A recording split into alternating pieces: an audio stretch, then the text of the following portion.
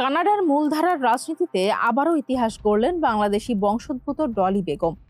প্রথম বাংলাদেশি হিসেবে কানাডার প্রাদেশিক পার্লামেন্টে জায়গা করে নেওয়ার পর এবার ফেডারেল পার্লামেন্টেও নিজের অবস্থান সংহত করলেন ডলি বেগম। প্রবাসীদের মতে বিদেশের মাটিতে এটি লাল সবুজের আরও একটি বিজয় নিশান।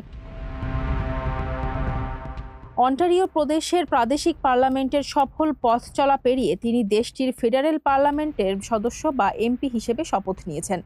তারই অভূতপূর্ব সাফল্যে অভিনন্দন জানিয়েছেন কানাডার প্রধানমন্ত্রী মার্ক কার্নি। মৌলভীবাজারের এই কন্যার এমন অর্জনে উচ্ছ্বসিত প্রবাসী বাংলাদেশিরা। ডলি বেগমের এই যাত্রার শুরুটা সহজ ছিল না। মৌলভীবাজারের মনু নদীর তীর থেকে 1999 সালে বাবা মায়ের সঙ্গে পাড়ি জমিয়েছিলেন বরফের দেশ কানাডায়। এরপর মেধা আর শ্রম দিয়ে জয় করেছেন টরন্টো ও লন্ডনের নামী সব বিশ্ববিদ্যালয়ের ডিগ্রি। 2018 সালে মাত্র 29 বছর বয়সে প্রথমবার প্রভিন্সিয়াল মেম্বার বা এমপিপি নির্বাচিত হয়ে চমকে দিয়েছিলেন সবাইকে। নিউ ডেমোক্রেটিক পার্টির ডেপুটি লিডার হিসেবে নিজের যোগ্যতার প্রমাণ দিয়েছেন বারবার। তবে 2026 সালে লিবারেল পার্টিতে যোগ দিয়ে ফেডারেল রাজনীতিতে নাম লেখানোই ছিল তার ক্যারিয়ারের বড় মোড়। ডলি বেগমের এই সাফল্য কেবল ব্যক্তিগত নয়, বরং বিশ্বজুড়ে ছড়িয়ে থাকা কোটি বাংলাদেশির জন্য গর্বের।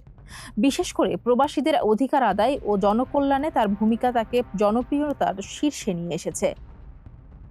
মৌলভীবাজারের এক সাধারণ কিশোরী থেকে ওয়াটাওয়ার পার্লামেন্ট হিলে ডলির এই অভিযাত্রা এখন অনেকের জন্যই অনুপ্রেরণা। ফারজানা হাসিন, মানবকণ্ঠ।